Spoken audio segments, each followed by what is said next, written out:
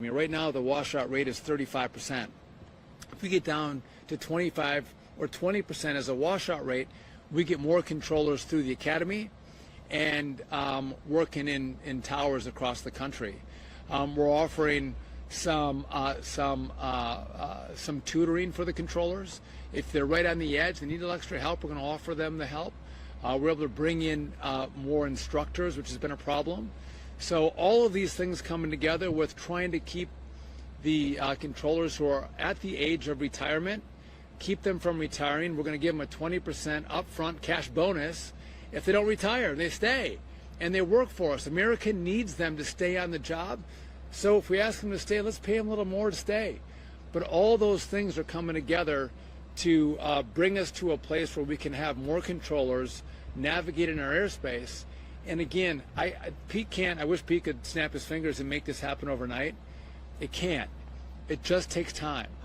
But what you need to know is that the plans are in place and we're rolling forward with the structural changes that are going to fundamentally change the way air traffic control in this country works. And I fly a lot. Frank, I think sometimes the FAA hates me because my flights are delayed or canceled all the time. America deserves better. We do deserve better, and there's way too many delays and cancellations. And if it's an equipment problem, so be it. If it's weather, yes, okay. But if it's coming from our system or not having enough controllers, that's unacceptable. And so we're working, and you got to offer some grace because this is a problem that is, decades in the making. It's going to take it's going to take months, if not years, to get us to full capacity, but we're doing it. And so just stay tuned. You're going to see the results, in the coming year and years. So again, I want to thank you all for having me. Again, I understand how important this tower is. I understand how important this airport is. I understand how important this region is because I come from here.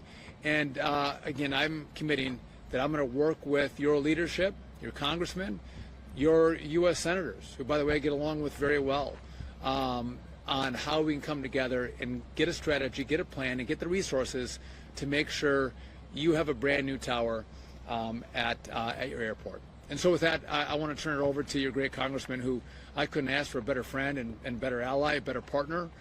You couldn't ask for a better advocate fighting for the Northland than Pete Stauber, and I'm grateful to call him a friend and a colleague. And again, asking me to come up here, Pete, thank you for inviting me and being part of this tour. Pete Stauber. Mr. Secretary, thanks for coming. It was about 2 months ago I met with the Secretary and I said, we've got an air traffic control tower in Duluth, third oldest in the nation. I need you to come and look at it and understand the immediate need that we have here for a new air traffic control tower. Secretary Duffy said he promised me, he committed, he made that commitment today. I think that when you saw, Secretary, you saw some of the old technology, the basement area that we know floods, the boiler that is on its last leg. This is important for all of us, and for me. Somebody's asked me how long you've been working on this. I said since day one after election. It's that important, and we as a region are going to get this done. The Secretary talked about the importance of funding, right? I mean, we had it funded in part of the reconciliation, but the Senate had taken it out. We've got 31+ billion we're going to go after to improve the air traffic control towers across our nation. But let's get the worst first, okay? The Secretary understands the 148th Fighter Wing is here. We have commercial aircraft coming and going, general aviation, and of course Cirrus and our helicopters in this area. And we want our controllers to be in the state-of-the-art facilities. And so I think that as we work to get funding for this, I know that Tom Werner has committed that once the final funding is in place, it's going to start. There's going to be zero delays, so that's important. That's why we all have to work together.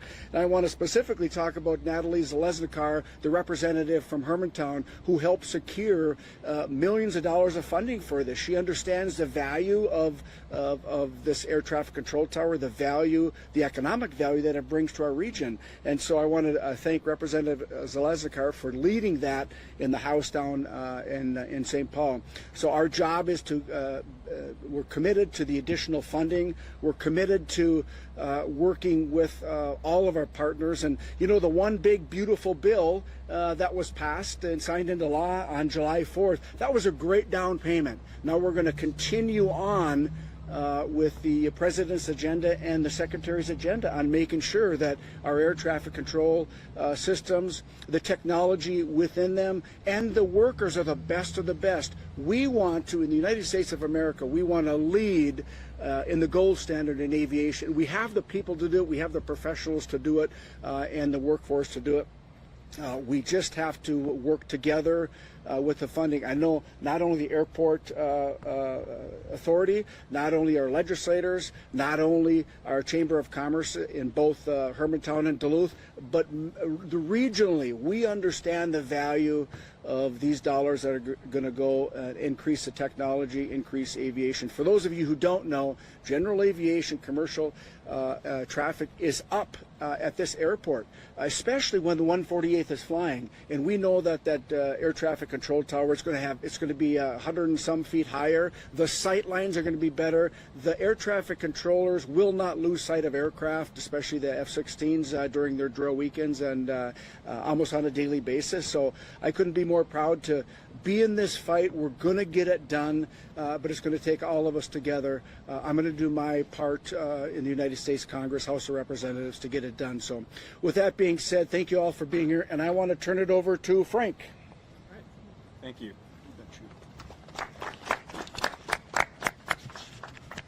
First and foremost, I want to thank Mr. Secretary and the Congressman for inviting me to come along. Anytime I get an opportunity to see one of our FAA facilities, FAA men, women, the controllers, the technicians, the support staff, it's truly an honor to see the work and professionalism and dedication we see on a daily display. It's absolutely fantastic work. There is challenges for us. Obviously, we have antiquated equipment. This building was built in 1952, over 70 years old. Think how much the aviation industry has changed over the course of the last 70 years. Think how much airspace has changed over the last 70 years as far as competing demands and what we are required to do. The exciting thing is with the antiquated equipment, we have a way and a pathway forward with this new big beautiful bill and this brand new air traffic control system. Controllers will now be afforded the opportunity to work on state-of-the-art technology versus antiquated technology. New radios, new radar, new surface awareness initiative. They'll take advantage of the new ADS-B technology that this facility will see very soon. But there's still challenges there because a building of this size doesn't have all the room and the capacity to take on a new tower simulator. Right now it's in the conference room. The conference room was not built for a tower simulator system. But the controllers are making do, and they're doing an outstanding job. To the Secretary's point, we are over 3,000 controllers short.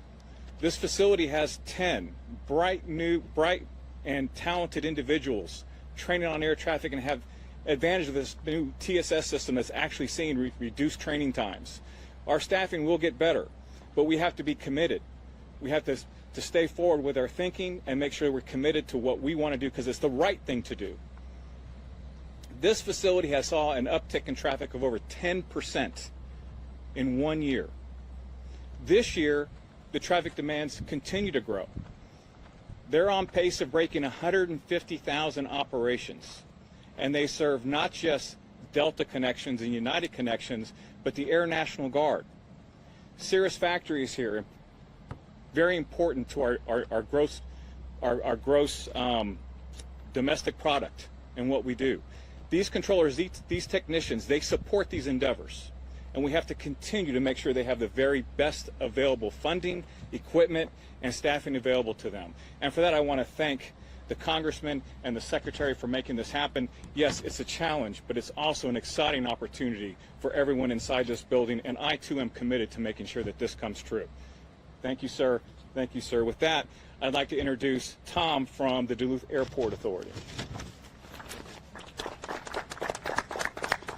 Good morning, everybody. Thank you for coming. My name is Tom Warner. I'm the Executive Director here at the Duluth Airport Authority, and I want to extend a heartfelt thanks to the Secretary for coming here today, taking time out of his busy schedule as one of our chief advocates as well, Congressman Stauber, who has been just a champion not only for this airport but for aviation. Mr. Secretary, here at the airport we share your commitment to aviation safety. It's something that we live by every day, and I want to commend you on your aggressive approach to it since taking office. Thank you very much. Over the last 13 years, we have aggressively approached an infrastructure renewal program, most of it that the public doesn't see on our airfield, but it's incredibly important.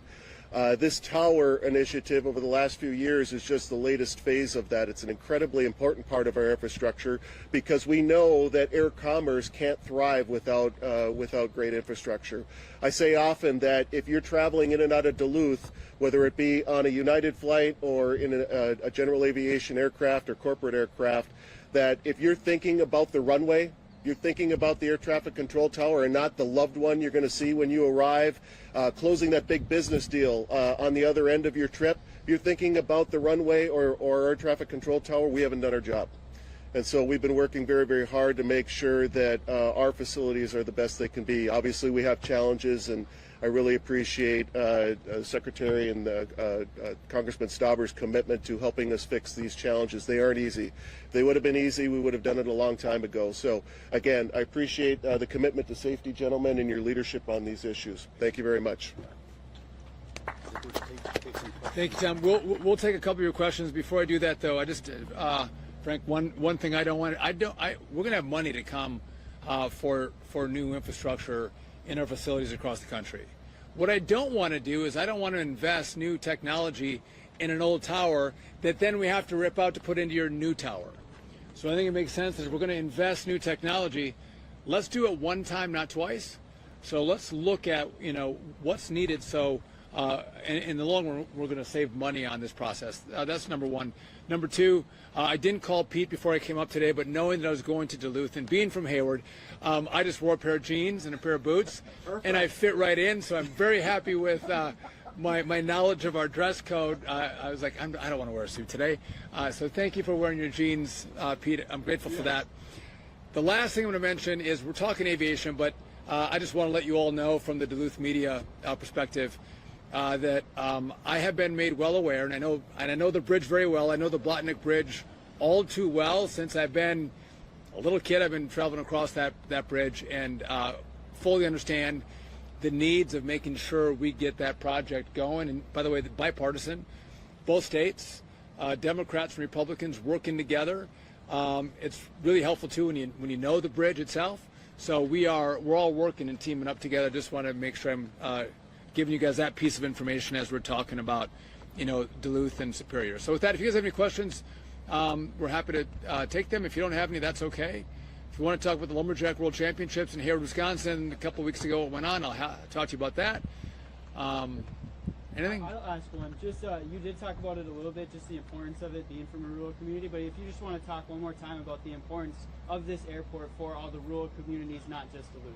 Yeah, so I think that's a great question. So obviously this is important to Duluth, and you guys live with this airport in Duluth, but you have to know that this services northern Wisconsin and northern Minnesota, and the small communities that exist in this part of the country rely on this airport to have especially commercial air travel at their fingertips. And again, if you're driving to Minneapolis or Milwaukee, no matter, depending on where you're at, it doesn't work. So it's critical that the small communities that can't drive that far have access to this airport. And again, we have 2 airlines that fly in right now. It's great. Maybe we're gonna get the third back, Tom. Who knows? But again, you lose an airport, you lose access. And so again, I think it's a special group of people who understand what rural America is about. and especially this part of rural America, and you have a gut knowledge of how important places like this airport are to people's access to travel, but it's an economic driver. I think, Tom, you mentioned people coming in doing business deals, making investments, or getting out on sales calls. All of that is critical to make sure that we have a vibrant economy. And so it's Duluth, but it's Superior, and it's the broader region that this airport supports. I want to add to that if I can. So you asked about the rural airports.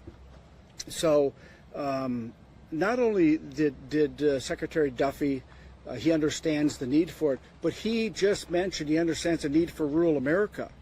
This administration and this secretary will protect and work with the rural legislators. He's not just in Newark or New York City or D.C. or Philadelphia or Houston. He's here in Duluth. He understands. He comes from a small town. He understands that rural America is who we are.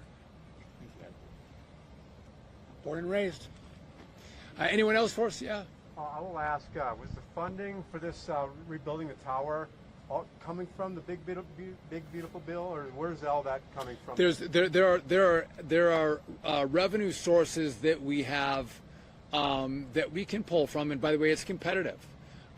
We look at the needs across the national airspace and where we're going to invest. Had I got all the money that I wanted in the big beautiful bill that Pete was helping me fight for, the $31 billion versus the $12.5 billion, I would have had it for all of the bricks and mortar that we needed. But that doesn't mean we don't have resources. Frank knows this. We have infrastructure dollars that we give out in the form of grants. And what I've talked to everyone here about is I need more from the state. I need more from the local community, because there's a huge chunk for the federal government. We're going to do our part, but I want to see what else you can pull in locally. And Pete's committed to doing that, and then we're going to find out, what that number is and, what we can do to make sure this project goes. And I love when you say they're shovel ready, projects that are ready to go, that this tower could be done in 2 years would be remarkable. So yeah, that's so I don't have it all, but we do have, the FAA is funded, and there is grant money that goes to facilities like this. And real quick, can I ask what your general takeaway was from your tour here? Yeah, so I've seen a lot of really old towers, right? And old towers where the drop-down ceilings are gone because they had leaks, and the carpet's musty. But this one is unique in that it's small, it's really old, and the technology that you're using, again, is it safe? Of course, listen, our airspace is safe, but our airspace is getting more complicated. And we can't have more aircraft in the airspace and think we're going to be able to manage it with this old equipment. And so to the controllers, they do a fantastic job, and kudos to them, and Frank mentioned that also. Grateful for them. But they deserve better. They deserve better infrastructure. They deserve better technology. If we were using, I'm dating myself, but we'd play Atari back in the 80s, right? Old school. That is like rock star technology compared to what they're using here. And you look at how far we've come in the development of technology and resources. We have to deploy it. And so I was taken by how old it was, how antiquated it was. And again, I would love to tell you that you're all really unique and special, but you're not, in that I look across from community to community, and this is the American story. And I don't want, when we leave, that to be the American story, that we actually have stepped in, that Congress did their part. We've dealt with some of the slowness of the FAA, which they can move slowly.